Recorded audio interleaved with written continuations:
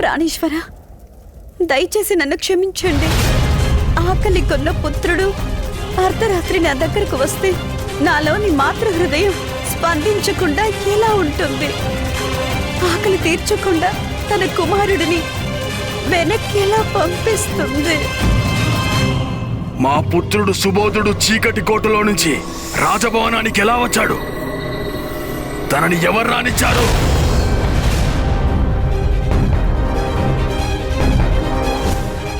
పుత్ర సుబోధ.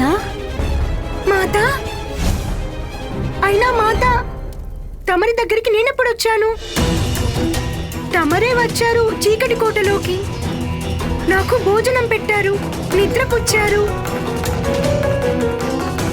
లేదు లేదు, ఇలా జరగలేదు. నిన్న రాత్రి సుబోధే నా గదిలోకి వచ్చాడు. రాగానే తనే నాకు అన్నం తినిపించాడు. తరువాతే నేను పెట్టాను. అవును, రాత్రి జరిగింది ఇది. చాలించండి. నేనేమైనా వెర్రివాడిని అనుకుంటున్నారా? ఏమాత్రం పొంతన లేకుండా మాట్లాడుతున్నారు. సుబోధ్ చీకటి కోటలో ఉన్నాడు. రాజభవనంలోని గదిలోకి ఎలా వచ్చాడు? ఒకే సమయంలో 2 చోట్ల తను ఒక్కడే ఎలా ఉంటాడు? ఇప్పుడే తేలుస్తాను ఏది నిజమో ఏది అబద్ధమో. ఏయ్ ద్వారపాలక, నిన్న రాత్రి నువ్వు సుబోధుడిని కారాగారం నుండి బయటకు వెళ్ళడానికి అనుమతించావా? లేదు మహారాజా, అది ఎలా జరుగుతుంది? యువరాజు ఎక్కడికి వెళ్ళలేదు. నేను రాత్రంతా పక్కకు వెళ్లకుండా కాపలా కాస్తూనే ఉన్నాను. అలాగే మహారాణి కూడా కారాగారంలోకి వెళ్ళలేదు. ఎవరు ఎక్కడికి వెళ్ళినప్పుడు వీళ్ళిద్దరు ఎందుకు ఇలా చెప్తున్నారు? చాలా విచిత్రంగా ఉంది నాకు. ఇంత చెప్పిన అర్థం కాలేదా నాన్నగారు? ఇదంతా మా దైవం శ్రీ గణేశుడి లీలా విలాసం.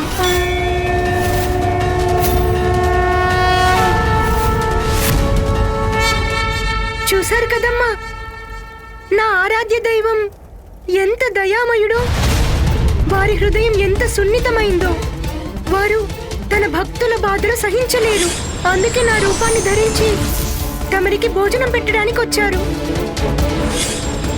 వారికి నేను ఆకలితో ఉండటం ఇష్టం లేదు. అందుకే తమరి రూపం ధరించి నా దగ్గరకు వచ్చి వారే నాకు తినిపించారు.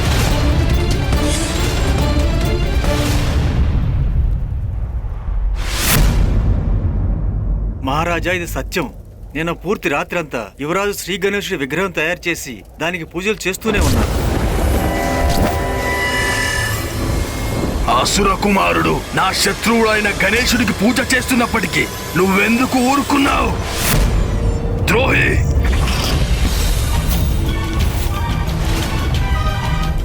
వ్యర్థ ద్వారపాలకులు, సైనికులు, సాక్షాత్తు నా రాజభవనంలోనే నా శత్రువుకి పూజలు జరుగుతున్నా కూడా చూస్తూ ఉండిపోయారు. ఈ అపరాధానికి తగిన శిక్షగా నేను నీకు మరణ దండన విధిస్తున్నాను. తండ్రి గారు, ఇందులో ఆ ద్వారపాలకుడి తప్పేమీ లేదు. ఆయన తమరి పట్ల ఎలాంటి అపరాధము చేయలేదు. ఒకవేళ మరణదండన అమలు చేయాలనుకుంటే నేను సిద్ధంగా ఉన్నాను. ఆ శిక్షను నాకు విధించండి. వద్దు పుత్ర, వద్దు.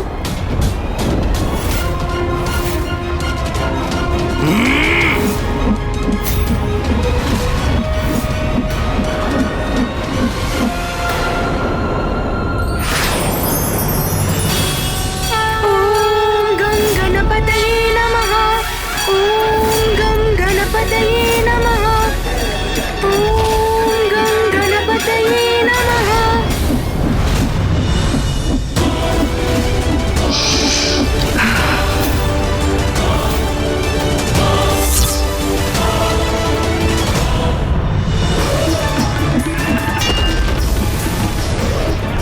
అరే, నా ఖడ్గం మళ్ళీ నా మీదకే వస్తుంది.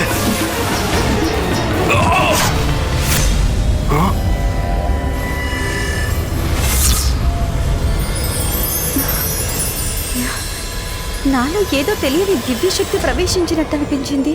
ఏం జరుగుతుంది నాలో? తాకిని, నీ పుత్రుడిని రక్షించుకోవడం కోసం నీ భర్తనే అంతం చేయడానికి సిద్ధపడతావా? క్షమించండి ప్రాణనాథ. ఉన్నట్టుండి నాపై ఏదో శక్తి ఆవహించినట్లు అనిపించింది. నాలోని నాకు తెలియని తేజస్సు గోచరించింది స్వామి. దయచేసి నన్ను క్షమించండి ప్రాణనాథ. నా ఉద్దేశం ఇది కానే కాదు.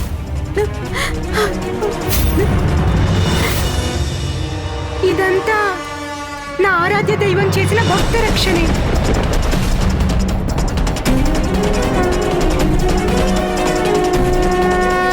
ఓం గంగణపతయే నమః. ఓం గంగణపతయే నమః. ఓం గంగణపతయే నమః. చాలు చాలు. బాలుడని వదిలేస్తుంటే కన్న తండ్రిని ఎదురుస్తావా? నా శత్రు మంత్ర జపాన్ని తన నోటి నుండి వెలువడకుండా ఆపడానికి నేనే స్వయంగా నా చేతులతోనే తన గొంతును నలిపేస్తాను.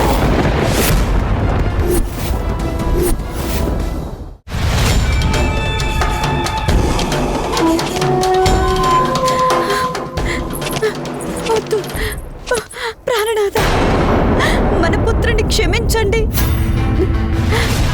ఇది అనర్థం. కన్న తండ్రే పుత్రుణ్ణి వధించడం ఏమాత్రం ధర్మం కాదు ప్రభు. ఏ డాకిని, నా దారికి అడ్డు రావు. ప్రాణేశ్వర, తనింకా పసిబాలుడు. తమరిని దైవంలా పూజించేవాడు తను. ఈ పితృద్రోహి నన్ను కాదు, నా శత్రువుని పూజిస్తున్నాడు.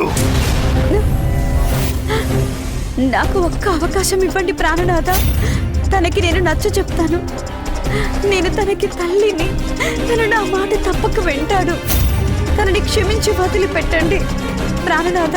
తనకే శిక్ష విధించకండి.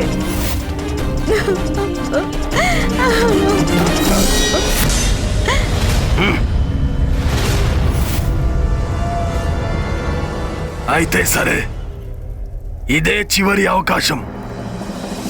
వెళ్ళు. సాయంకాలం వరకు సమయం ఇస్తున్నాను. తనకి నచ్చ చెప్పు.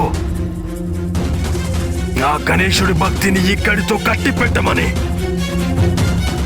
లేకపోతే ఈసారి తనపై ప్రాణాంతకమైన దాడి చెయ్యకుండా నన్నెవ్వరూ ఆపలేరు.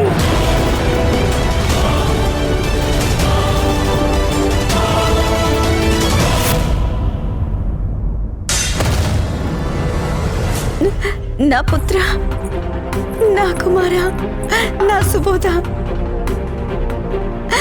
మీ నాన్నగారు నీకు ప్రేమని, వాత్సల్యాన్ని, మమకారాన్ని, సర్వస్వాన్ని ప్రసాదించాడు. తను ముల్లోకాలను జయించుకొచ్చారు. ఎవరి కోసం పుత్ర? నీ కోసమే కదా. అలాంటి వారికి ఇష్టం లేని పనులు చేస్తూ పుత్ర వారి మనసు నొప్పించడం నీకు భావ్యమా పుత్ర? మీ తండ్రి గారంటే ప్రేమాభిమానాలు లేవా?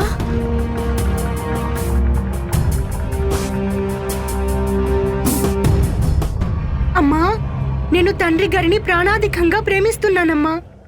అందుకేనమ్మా వారిని శ్రీ గణేశుడి శరణు వేడుకోమని అభ్యర్థిస్తున్నాను. పుత్ర సుబోధ, గణేశుడు మీ నాన్నగారికి బద్ధ శత్రువు. ఆ గణేశుణ్ణి ఆరాధించడం మనకు ధర్మం కాదు.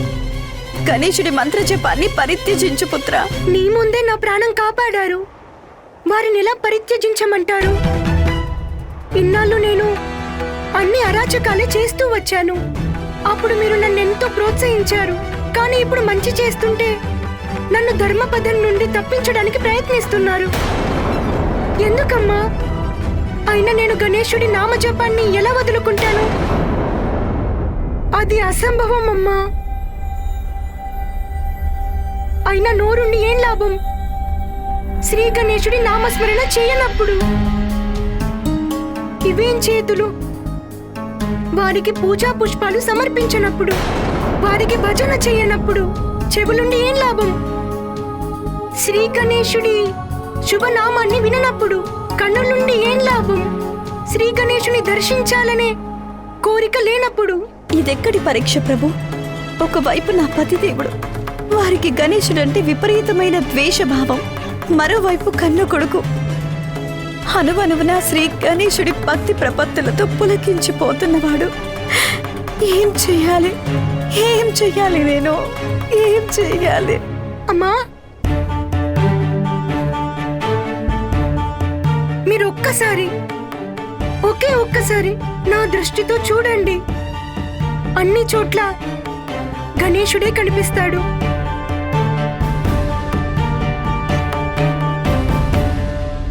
ఓం గం గణపతయే నమః. ఓం గం గణపతయే నమః. ఓం గం గణపతయే నమః. ఓం గం గణపతయే నమః. ఓం గం గణపతయే నమః. ఓం గం గణపతయే నమః. ఓం గం గణపతయే నమః. ఓం గం గణపతయే నమః. చూసారా అమ్మా, నా ఆరాధ్య దైవం అన్నిటా ఉన్నారు కదా.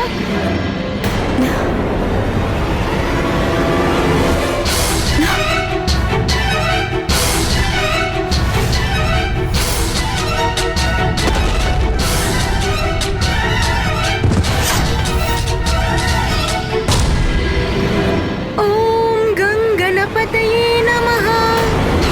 ఓం గం గణపతయే నమః. ఓం గం గణపతయే నమః. సాయంకాలం వరకు సమయం ఇస్తున్నాను నీకు. తనకి నచ్చజెప్పు. గణేశుడి నామజపాన్ని మానివేసేలా చెయ్యి. లేకపోతే ఈసారి తనపై ప్రాణాంతకమైన దాడి చేయకుండా నన్నెవ్వరూ అడ్డుకోలేరు.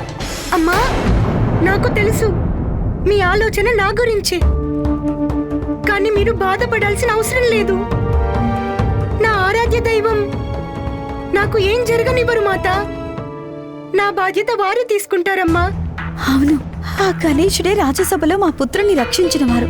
అంటే ప్రమాదం నా పుత్రుడికి కాదు, మా పతిదేవుడికే.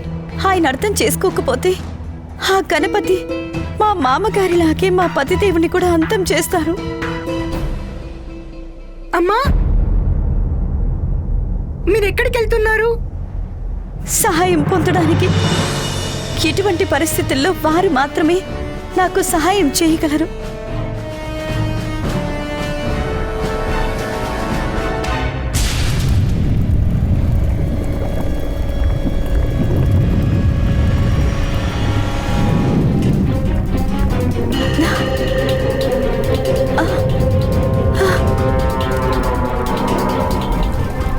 అన్నా అనిలాసురా,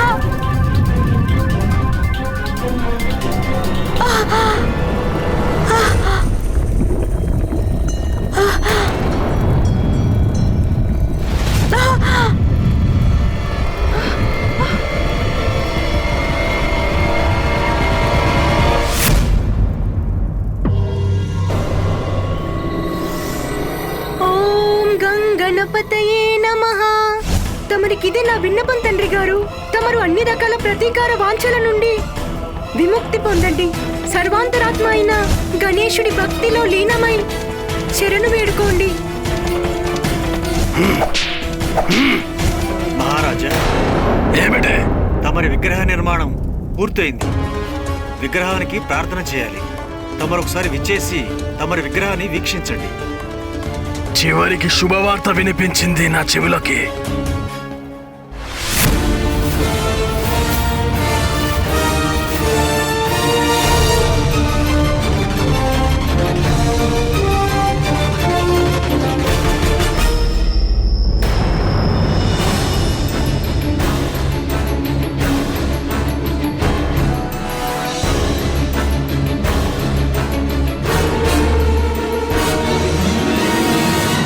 తను నా పుత్రుడు సుబోధుడేనా?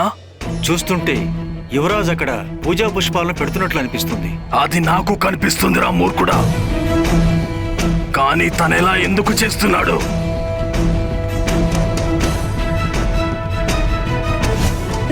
నాకు ఒక్క అవకాశం ఇప్పించండి స్వామి. తనకి నేను నచ్చ చెప్తాను. తను నా మాట తప్పకుండా వింటాడు స్వామి. బహుశా నా పుత్రుడు సుబోధుడికి బుద్ధి వచ్చినట్లుంది. డాకిని తనకి గణపతి భక్తిని వదిలించినట్టు కనిపిస్తుంది. అందుకే మా పుత్రుడు నా విగ్రహానికి శ్రద్ధగా పూజలు చేస్తున్నాడు. నా చరణాలకి పూలను సమర్పిస్తున్నాడు. ఆహా ఆహాహాహాహాహా.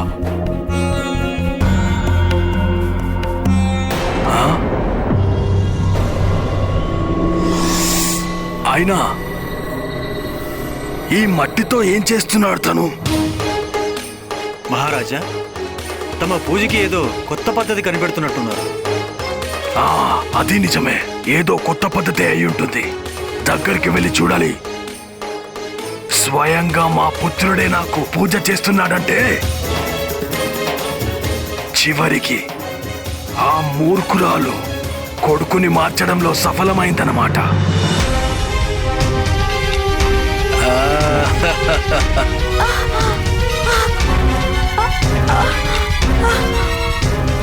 అన్నా అనిలాసురా,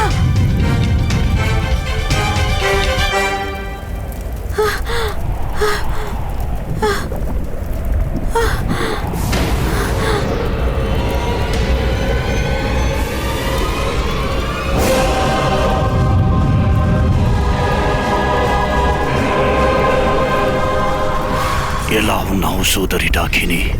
అన్నా అనిలాసురా, నాకు తమరి సహాయం కావాలి. ఏమైంది సోదరి? ఎందుకింత బాధపడుతున్నావు చెప్పు. మా పుత్రుడు సుబోధ్ ఆ గణేశుడి మాయాజాలంలో పడిపోయాడు.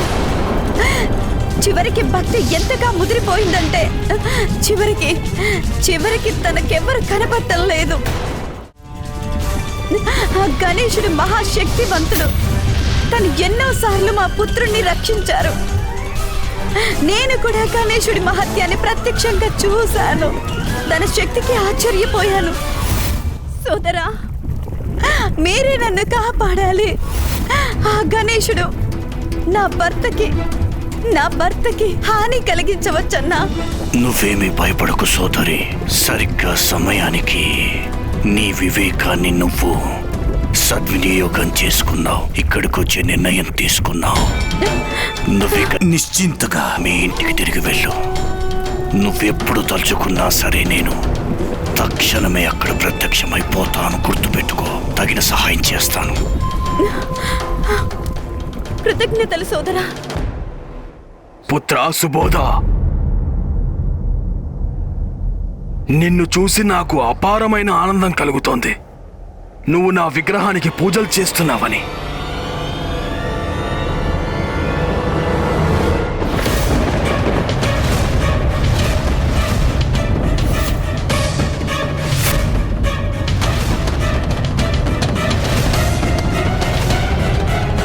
తండ్రి గారు, నేను మీకు కాదు, శ్రీ గణేశుడికి పూజలు చేస్తున్నాను. నేనే ఈ గణేశుడి విగ్రహాన్ని తయారు చేశాను. ఎందుకు చేసావు ఈ విగ్రహాన్ని? తండ్రి గారు, తమరి బృహత్తరమైన ఈ మహా విగ్రహం తమరిలో పెచ్చు పెరిగిన అహంకారం, తమరిలో మాయామోహాలకు ప్రతిరూపం. దానిని చెక్కడంలో ఎందరో శిల్పుల కాయ కష్టం వ్యర్థమైంది. కానీ తండ్రి గారు, నేను మాత్రం చివరికి మట్టిని కూడా సద్వినియోగం చేశాను. ఎందుకంటే ఈ చిన్న మట్టి విగ్రహం సత్యానికి, పరమాత్మ స్వరూపానికి ప్రతీక. అందరూ ఈ మట్టిలోనే కలవక తప్పదు. ఆ పరమాత్మ సాక్షాత్తు ఆ గణపతే. ఏంటి? నువ్వు నా విగ్రహాన్ని పట్టుకొని మాయామోహాలకి ప్రతిరూపం అనేంత పొగరెక్కిందా నీకు? నువ్వు బాగుపడతావని భావించడం నాదే తప్పు. ఇప్పుడు నీ బుద్ధి పూర్తిగా భ్రష్టు పట్టిపోయింది. తండ్రి గారు, ఇది సాధారణమైన విగ్రహం కాదు. ఇది స్వయంగా ఆ గణేశుల వారే. చాలు, ఇంకా చాలించు. భక్తితో చేసిందా? దాన్ని మట్టిలో పారే, లేకపోతే నేనే దాన్ని తీసి పారేస్తాను.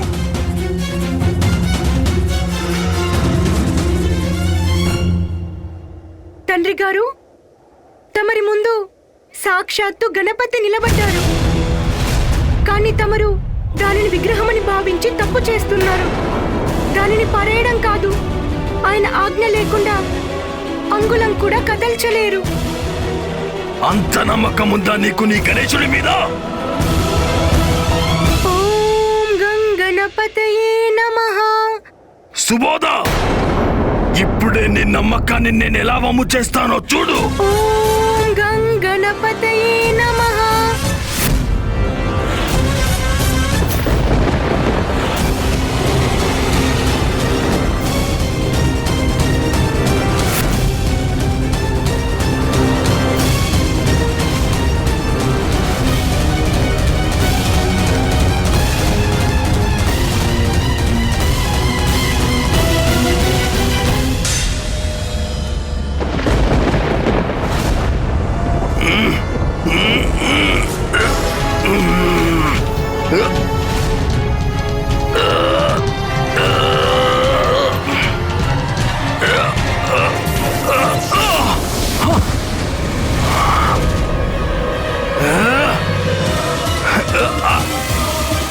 ఓం గంగణపతయే నమః. ఓం గంగణపతయే నమః. ఓం గణపతయే నమః. ఓం గంగణపతయే నమః. ఇదేదో మాయా విగ్రహంలా అనిపిస్తుంది నాకు. మాయా విగ్రహం కాదు తండ్రి గారు, ఇది మాయలు హరించే విగ్రహం. ఇప్పుడు మీరే స్వయంగా గణేశుడి శక్తి ఎంతటిదో చూశారు. అయితే తమరు గణేశుడి విగ్రహాన్ని ఎందుకు ఎత్తలేకపోయారో మీకు తెలుసా? నిజానికి ఆయన్ని చేరాలంటే మీ అహంకారాన్ని పరిత్యజించాల్సి ఉంటుంది. గణేశుడికి మిమ్మల్ని మీరు అంకితం చేసుకోవలసి ఉంటుంది.